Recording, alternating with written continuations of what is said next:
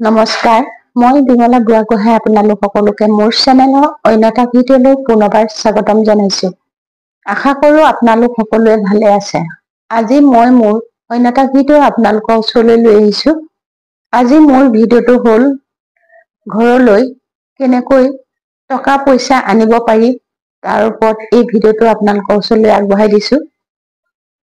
ঘৰলৈ টকা পইচা আনিবলৈ হ'লে প্ৰথমতে আমি 7টা শুকুৰবাৰ বাছি ল'ব লাগিব।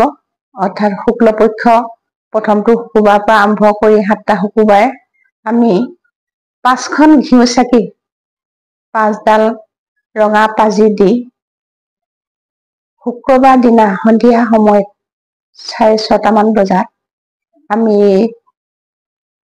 5খন ঘিউ চাকি জ্বলাব লাগিব। ঘিউ চাকি জ্বলাই আমি লক্ষী চৰিত্ৰ সহস্ৰৰ নাম পাঠ কৰিব লাগিব।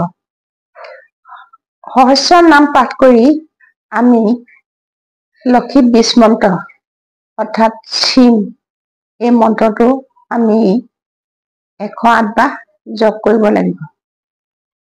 এনেদৰে যদি আমি 7টা শুকুৰবাৰে এনেদৰে 5খন ঘিউ চাকি জ্বলাই লক্ষী সহস্ৰ নাম পাঠ কৰি লক্ষী বীজ মন্ত্ৰ জপ কৰো, তেতিয়াহ'লে ঘৰলৈ টকা পইচা অহাৰ ৰাস্তা মুকলি হ'ব আৰু লাহে লাহে ঘৰলৈ মা লক্ষী আগমন হ'ব।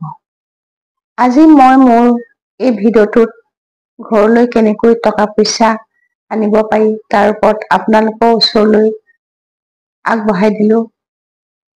আপোনালোকেও কৰি চাব।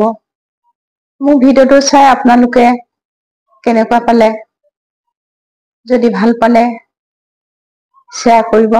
অন্য এটা ভিডিঅ'ত পুনৰ লগ পাম। আজিলৈ আহো। নমস্কাৰ।